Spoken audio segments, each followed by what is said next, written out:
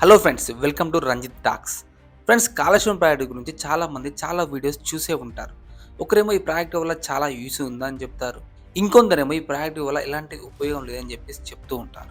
So friends, ఈ వీడియోలో మీరు కాళేశ్వరం ప్రాజెక్టు గురించి వాస్తవాలు, అలాగే రాజకీయ ఆరోపణలు, నిజంగా ఈ కాళేశ్వరం ప్రాజెక్టు వల్ల తెలంగాణ ఉన్నటువంటి మనకు ఎటువంటి యూజ్ ఉందా అనే విషయాన్ని ఈ వీడియోలో మనం తెలుసుకుందాం. ఈ ప్రాజెక్టు ప్రారంభానికి ముందు ఉత్తర తెలంగాణలోని జయశంకర్, భూపాలపల్లి, ఉమ్మడి కరీంనగర్, ఆదిలాబాద్, నిజామాబాద్ డిస్టిక్‌ల్లో చాలా మండలాలు వర్షాధారం మీద ఆధారపడి ఉండేవి. పంటలకు నీరు లేక చెరువులు ఖాళీగా ఉండి రైతులందరూ ఆకాశం వైపు చూసే రోజులవి.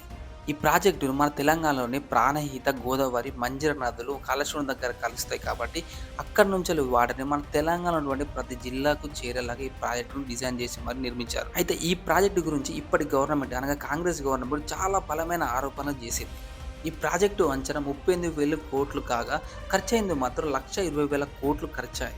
అప్పట్లో కురిసిన భారీ వర్షానికి ఈ వరదలు వచ్చి ప్రాజెక్టు మునిగిపోవడం వలన ఈ ప్రాజెక్టు డిజైన్‌లో లోపాలు ఉన్నాయని బయటపడ్డాయి. ఈ కాళేశ్వరం ప్రాజెక్టు అనేది తెలంగాణ రైతుల ఆశ. బట్ మేడిగడ్డ బ్యారేజ్ పిల్లర్స్ కుంగిపోవడం వల్ల వాళ్ళ ఆశ నిరాశ అయింది. అలానే ఈ ప్రాజెక్టు నిజంగానే ఫెయిల్ అయిందా? ఈ ఒక కాళేశ్వరం ప్రాజెక్టు మీద ఒక పార్టీ ఏమో చాలా గొప్పగా చెప్తే మరొక పార్టీ ఏమో దాన్ని పాతాళానికి లాగుతుంది. అసలు ఈ ప్రాజెక్టు ఈ 2025లో నిజంగా యూజ్ అవుతుందా? లేదా వృధా అవుతుందా? అవన్నీ ఇప్పుడు మనం చూద్దాం. కాంగ్రెస్ గవర్నమెంట్ చెప్తున్నట్టు ఈ ప్రాజెక్టుకు ఖర్చు మాత్రం చాలా ఎక్కువగా అయింది. ప్రాజెక్ట్ డిజైన్‌లో లోపాలు ఉండడం వల్ల మేడిగడ్డ బ్యారేజ్ పిల్లర్స్ కుంగిపోయాయన్న మాట నిజమే. ఇవన్నీ జరిగినా ఈ కాళేశ్వరం ప్రాజెక్టు ఎందుకు పనికిరాదు అనే మాట మాత్రం పచ్చి అబద్ధం. బికాస్ ఈ ప్రాజెక్టు వల్ల కొన్ని జిల్లాలకు నీరు పంపుతున్నారు. చెరువులు నిండుతున్నాయి. అక్కడ రైతులకు ప్రయోజనం కూడా పొందుతున్నారు. అలానే నీటిని ఎత్తి కొన్ని ప్రాంతాలకు పంపించాలంటే భారీగా విద్యుత్ అవసరం కాబట్టి ఈ ప్రాజెక్టు పూర్తిగా వాడలేకపోతున్నారు. ఈ ప్రాజెక్టు వల్ల మన తెలంగాణలోని మనకు నిజంగా యూజ్ ఉందా అనేది ఇప్పుడు మనం చూద్దాం. మీరు రైతు అయితే, మీరు ఉత్తర తెలంగాణ ప్రాంతంలో నివసిస్తే తప్పకుండా ఈ ప్రాజెక్టు వలన మీరు ఇప్పటికే 2 పంటలు వేసే ఉంటారు. ఒకవేళ మీరు సిటీ అంటే హైదరాబాదు, వరంగల్ అంటే సిటీలో ఉండి ఉంటే ఈ ప్రాజెక్టు వలన ఫ్యూచర్‌లో డ్రింకింగ్ వాటర్ సప్లై జరుగుతుంది మీరున్న సిటీలో. అలానే మీ చుట్టుపక్కల ఉన్నటువంటి ఫ్యాక్టరీస్‌కి నీరు కూడా అందించే అవకాశం ఉంది ఈ ప్రాజెక్టు వల్ల.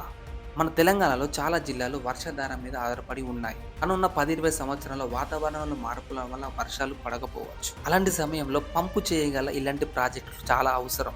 So this project is most useful in future.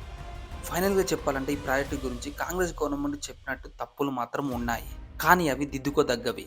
అంటే మేడిగడ్ బ్యారేజ్ దగ్గర ఉన్నటువంటి పిల్లర్‌ని చాలా ఫాస్ట్‌గా రిపేర్ చేయించి నీటిని పంపింగ్ చేయాల్సిన అవసరం ఉంది. So guys, that's it today. మరొక వీడియోతో మళ్ళీ కలుద్దాం.